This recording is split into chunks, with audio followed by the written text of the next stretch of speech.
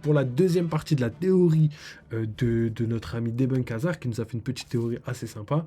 On a regardé la première partie, donc c'était les liens qu'il y avait avec la mythologie hindouiste et One Piece tout simplement. Et là c'est la deuxième partie, donc le deuxième thread. Je vais vous mettre la cam et tout, on va regarder ça ensemble.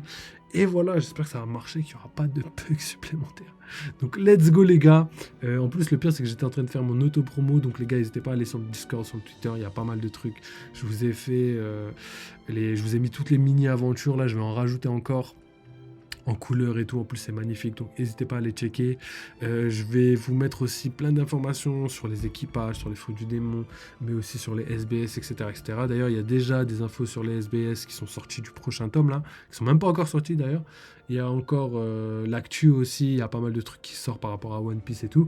Donc n'hésitez pas à y aller les gars, parce que voilà, je vous mets plein d'infos. D'ailleurs, n'hésitez pas à partager vos théories et tout, parce que Devon Kazar, c'est là-bas que j'ai pris sa petite théorie, tu vois, ça vient de là-bas, donc n'hésitez pas, si vous avez des théories, si vous avez des terres, que vous avez fait quelque chose un travail qualitatif, n'hésitez pas à y aller, à poster vos liens ou à poster vos théories, comme ça on réacte comme ça en vidéo. Ça faisait longtemps que j'en avais pas fait, et là je suis assez content. Donc c'est parti les gars, je vous mets la petite capture. Voilà, donc voilà, là je suis content, j'avais peur que ça marche pas, mais c'est bon. Ok, donc premier thread, il était là, et là on va continuer avec la partie 2. Donc partie 2, c'est parti. Alors, je crois que ça commence juste au-dessus. On te recommande vivement de lire la partie 1 avant. Donc là on l'a fait juste avant, donc c'est parti pour la partie 2. Alors ce dernier est un ennemi du dieu du soleil et a été décapité par un des avatars de Vishu. Sa tête est connue sous le nom de Rahu et son corps sous le nom de Ketu. Ces derniers sont ennemis de la lune et du soleil et sont considérés comme des planètes maléfiques. Donc on reprend le thread là où s'est arrêté le précédent. Comme One Piece. On reprend le chapitre là où s'est arrêté le précédent. Donc voilà, c'est carré. Donc ensuite, on a Debunk Hazard. Rahu représente le matérialisme, la malice, la peur, l'obsession et la confusion. Il est aussi associé aux politiciens et aux sciences occultes. Post-ellipse. Barbe Noire nous est dépeint comme un personnage matérialiste. On atteste son chara-design orné de bijoux. On sait aussi depuis un moment qu'il fait preuve de malice et est obsédé entre autres par son envie de récolter des fruits du démon qui lui seront utiles pour le bon déroulement de son plan. Son obsession pour le Yami Yami, par exemple. Après, c'était le cœur de son plan. Il avait un plan en tête et le Yami Yami, c'était obligatoire dans son plan. Donc forcément, c'était logique que... Après, je pense qu'il aurait pu lui demander. Il abuse, hein, Barbe Noire. Il aurait pu lui demander, rester dans le barbe... dans le... Ou il aurait pu le manger, sans le tuer. C'est vrai, peut-être on aura des révélations par rapport à ça. Mais c'est vrai, gros, il aurait pu croquer dedans un tout petit bout, gros, il aurait eu le pouvoir et personne n'aurait rien vu. Et le fruit, il serait encore là. Alors que il a décidé de le tuer, se mettre à dos barbe blanche, créer la grande guerre de Marineford. Bon, pour notre plus grand plaisir, mais quand même. Donc on continue. Ketu est, est plus complexe que Raoult, moins manichéen. Considéré comme la plus spirituelle des planètes, Ketu représente les collections karmiques bonnes et mauvaises, la spiritualité et les influences surnaturelles. Décrit à la fois comme maléfique et bénéfique, il cause du chagrin et de la perte, et pourtant en même temps tourne l'individu vers Dieu. C'est aussi un indicateur d'intelligence, de sagesse, de non-attachement, de fantaisie et de dérangement. On dit que Ketu qu'il supprime les effets des morsures de serpent, d'où la venue de Barbe Noire sur Amazon Lily. Il est aussi le responsable de la réalisation de soi et d'une nature vacillante. Les personnes que Ketu influence atteignent souvent de grands sommets. Ok, pour l'instant ça colle vraiment bien. Entre Barbe Noire et le reste, c'est pas mal. Ketu montrerait la nécessité et l'envie de travailler sur un domaine spécifique de la vie où il y avait eu de l'ignorance dans la vie passée. Donc Barbe Noire serait archéologue s'il n'était pas pirate et connaît l'encyclopédie des fruits du démon par cœur ainsi que les territoires de Barbe Blanche. Et est l'un des seuls de ce monde à se rappeler de Xebec, et est le seul à avoir hérité de son objectif. Donc c'est drôle Parce que là, ça fait écho aussi à une autre théorie, les gars, on en avait déjà parlé sur la chaîne, je sais pas si vous vous rappelez, c'est qu'en fait, Barbe Noire aurait un lien avec O'Hara et avec Nico Olvia, la mère de Nico Robin.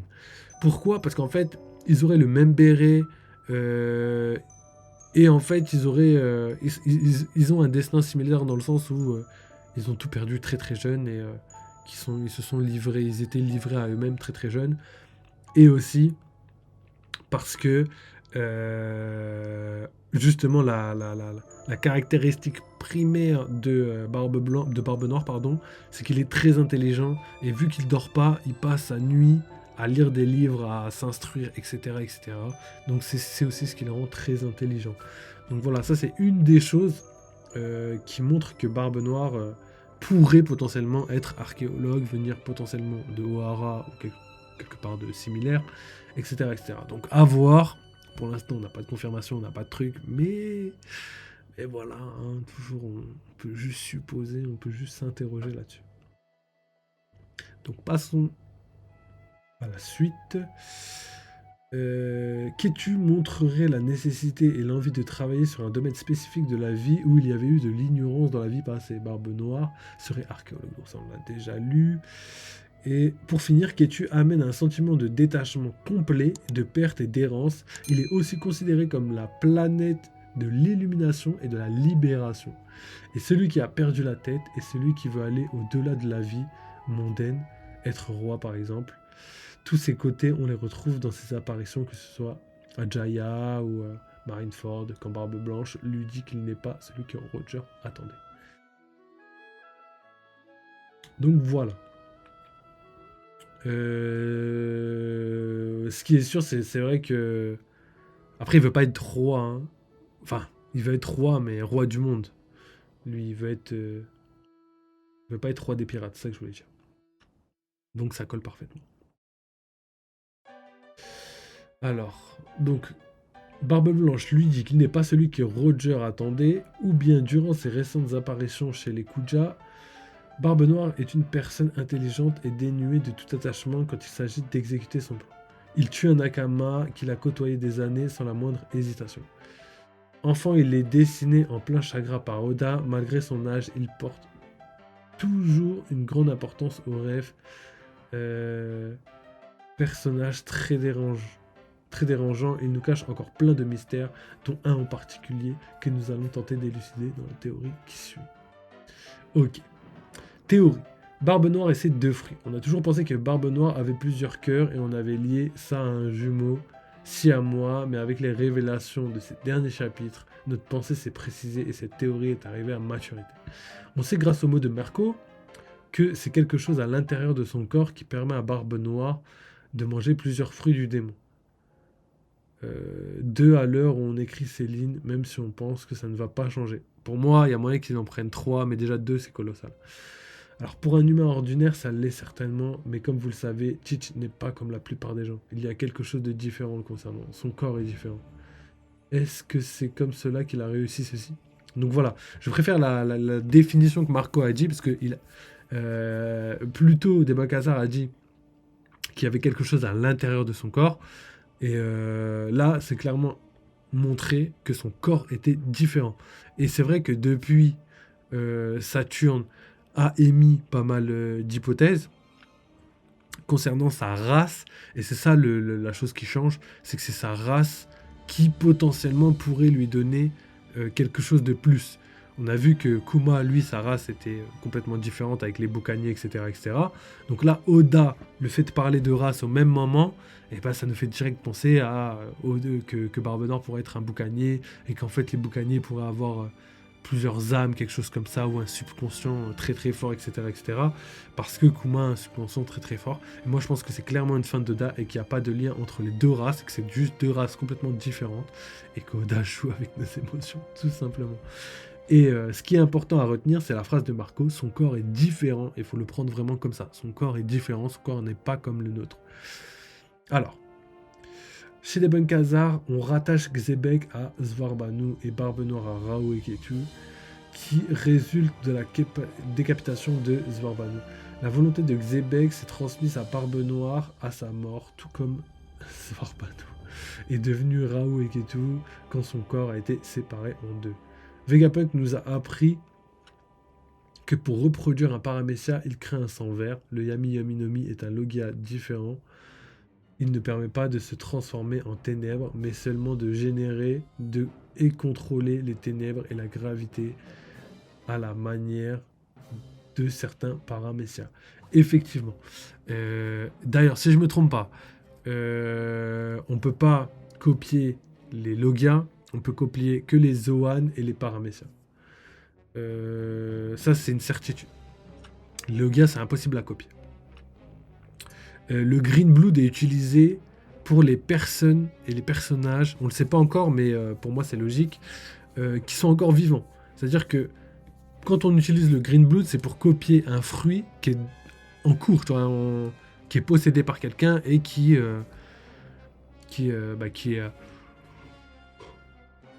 utilisé tout simplement. Et le délire, c'est que je mettrai pas, même si le Logia est différent, on a vu. Après, le délire, c'est qu'il y a beaucoup de mystères et beaucoup d'interrogations par rapport à ça, et ça pourrait faire exactement comme Luffy.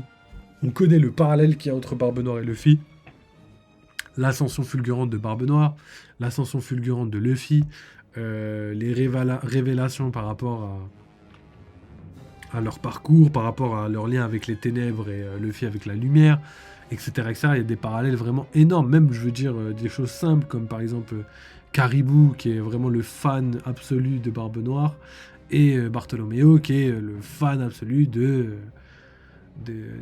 Luffy. Donc voilà, on a vraiment énormément de parallèles et là pour moi ça pourrait être un autre parallèle comme quoi ils aient tous les deux un fruit de type mythique et qu'en gros ils ne le savent pas parce que le Gorosei a décidé de cacher ces deux fruits parce qu'ils étaient vraiment colossaux. On avait vu que Luffy c'était censé être un paramécia, mais au final c'est pas un paramécia, c'est un Zoan mythique, et en plus d'être un Zoan mythique, il a des particularités de paramécia. Par exemple, pendant l'éveil, on voit Luffy pouvoir interagir avec son environnement. C'est pas le seul à pouvoir faire ça. On a vu aussi les Gorosei avoir des pouvoirs aussi supplémentaires. Donc pareil, là on sait toujours pas si c'est lié à leur fruit du démon ou si c'est lié potentiellement à leurs expériences, potentiellement au fait que ce soit des vrais démons, etc., etc. Donc voilà, tout ça pour vous dire que Barbe Noire pourrait lui aussi, au lieu d'être un Logia comme destiné et comme montré sur le papier, être un Zoan mythique, même si c'est pas ce que je vais privilégier honnêtement. Pour moi, c'est hyper bien fait que ce soit un Logia, et que ce soit un Logia où il peut pas éviter les attaques. Pourquoi ? Parce que toutes les attaques convergent vers lui, convergent vers son corps, parce que c'est justement les ténèbres, et les ténèbres ça absorbe tout, tel un trou noir, etc., etc. Je pense que c'est vraiment lié avec ce côté trou noir, cette singularité. Et justement, la singularité a été expliquée par le fait qu'il pourrait tout absorber, y compris ce qu'il n'a pas envie. C'est-à-dire qu'il ne choisit pas vraiment ce qu'il a envie d'absorber, entre guillemets, et que tout ce qu'il lui a envoyé, il est obligé de le tanker.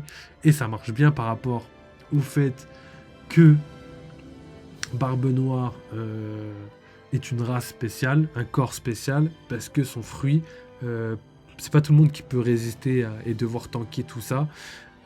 C'est bien lié, pour moi, c'est bien lié au fait qu'il ait un corps spécial et du coup, ça permet à Barbe Noire de résister à ce côté tank, à ce côté aspirateur de tout. Vous avez capté exactement ce que je voulais dire, donc on continue. Vegapunk nous a appris que pour reproduire un paramécia, donc voilà, ça on l'a déjà lu, Barbe Noire est devenue les ténèbres dans ce monde, mais a juste les capacités d'un paramécia. Par la suite, il s'accapare les pouvoirs de Goragonomi, un autre paramécia. Par contre, là où je suis pas d'accord avec ce qui a été dit, il a juste les pouvoirs d'un paramécia. Non, il n'a pas juste les pouvoirs d'un paramécia. Il a les pouvoirs du fruit, donc des ténèbres. Il a ce côté Logia, même s'il doit tanker les attaques. Et aussi, il a des capacités qui sont vraiment légendaires. Il est capable d'absorber le pouvoir d'un fruit du démon. C'est quand même colossal. C'est quand même colossal. Comment il peut se permettre de faire ça ? C'est fou. Et ça, c'est un pouvoir qui est nulle part présent. Hein. Il n'y a aucun pouvoir qui peut interagir directement avec le côté pouvoir de fruit du démon. Aucun pouvoir. Au contraire, tous les pouvoirs sont à peu près égaux et n'interagissent pas entre eux. Mais là, lui, il peut interagir avec d'autres pouvoirs. Et ça, c'est quand même une capacité qui est quand même légendaire et bien au-dessus de toutes les autres. Donc ça, il faut le mentionner. Et il y a aussi le fait qu'il puisse absorber et transmettre. Tu vois. Il peut annuler les fruits d'un démon de quelqu'un, il peut absorber le fruit du démon de quelqu'un, et il peut le redonner. Donc tout ça, c'est quand même ouf. Et en plus, il est même plus obligé de tuer les personnes, puisqu'on l'a vu très récemment. Donc voilà, moi je trouve ça complètement ouf. Et je trouve que son pouvoir est vraiment pas juste un paramécia, il a quand même des pouvoirs colossaux. On continue. Avec la révélation du sang vert combiné au fait qu'un paramécia ne modifie pas le corps de son utilisateur pendant son utilisation, contrairement aux Zoan ou aux Logia, on peut hypothétiser qu'il est possible d'avoir un paramécia par un système sanguin. Alors là, je suis un peu moins d'accord. Un paramécia ne modifie pas le corps de son utilisateur, ça c'est malheureusement faux. Je pense que ce qu'il voulait dire ne modifie pas la structure même du corps. C'est-à-dire que un Logia va modifier la structure dans le sens où tu vas devenir de l'eau, enfin pas de l'eau parce que voilà, on est dans One Piece, mais tu vas devenir du vent, tu vas devenir des nuages, de la fumée, de la boue, tout ce que tu veux. Et le délire c'est que voilà, ton corps sera plus le même après avoir mangé le fruit, dans le sens où tu vas pouvoir te séparer. Mais par contre, un paramécia peut faire exactement la même chose. On l'a vu avec Luffy, même si c'est un Zoan mythique, le fruit du caoutchoutier pourrait exister et pourrait modifier ton corps, mais pas de manière à ce qu'il soit quoique si, parce que là ça marche pas pour Luffy, mais il y a des gens comme par exemple Baggy, on pourrait l'assimiler à un Logia tellement on n'est pas, on peut pas le découper, on peut rien faire, tu vois. Et c'est pas le seul. On avait aussi une personne de la marine qui avait le pouvoir de transformer tous les membres de son corps en boules. Du coup, ça faisait en sorte que c'était comme un Logia, c'est-à-dire que tu avais plein de boules et tout, tu pouvais être découpé et tout, mais voilà, tu vois, t'avais pas le côté réel des Logia. Donc c'est juste pour vous montrer que la structure du corps change, mais pas la structure même de tous les atomes, etc., qui vous fait devenir un homme lumière ou un homme fumé. Tu vois. Mais je peux comprendre. Donc, quand il dit on peut hypothétiser qu'il est possible d'avoir un paramécia par système sanguin, malheureusement, je doute très très fort. Enfin, quoique si, c'est obligatoire ça malheureusement. Parce que les Zoan, on peut les reproduire normalement, mais pour reproduire les paramécias, il faut qu'il y ait le système sanguin. Et je pense que c'est aussi lié au fait que la personne doit être vivante. Parce que pour l'instant, on a vu que des personnes vivantes utiliser des... Bah, c'est logique, parce que sinon, en vrai, c'est juste pour copier un fruit, on est obligé d'utiliser ce sang-là.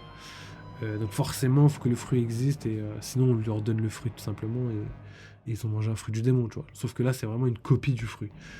Sauf que les Zoan et Zoan mythiques, on peut les copier de manière normale. Ok, donc on reprend là où on s'est arrêté. On peut hypothétiser qu'il est possible d'avoir un paramécia par système sanguin. Donc ça, c'est même pas hypothétiser, on peut confirmer clairement que on peut copier un paramécia grâce au système sanguin. Enfin, Vegapunk l'a expliqué. Cette hypothèse combinée à la remarque de Marco concerne le corps particulier de Barbe Noire a fait émerger en nous la conclusion suivante. Barbe Noire a deux systèmes sanguins non reliés. En conclusion, si on part du principe que cette théorie est la réalité, nous pouvons répondre par l'affirmative au questionnement de Marco vu plus haut. La singularité du Yami Yami no Mi a été prise en compte dans le plan de Teach, qui peut maintenant se permettre de posséder deux fruits du démon différents. Un paramécia, un Logia. Apparence, capacité. Paramécia, corps tangible aux attaques et ne transforme pas le corps en un élément naturel, et donc un paramécia par un système sanguin. Malheureusement, là, tout ce qui est système sanguin, c'est vrai que le sang a un lien très fort, mais je pense que le sang est là pour recopier d'une certaine manière le facteur linéage des fruits du démon, enfin plutôt du possesseur, pour pouvoir l'intégrer dans le corps d'une autre personne. Par contre, la nécessité d'avoir du sang pour avoir un pouvoir n'existe pas. Pourquoi? Parce que Brooke n'a ni sang, ni corps, ni rien du tout.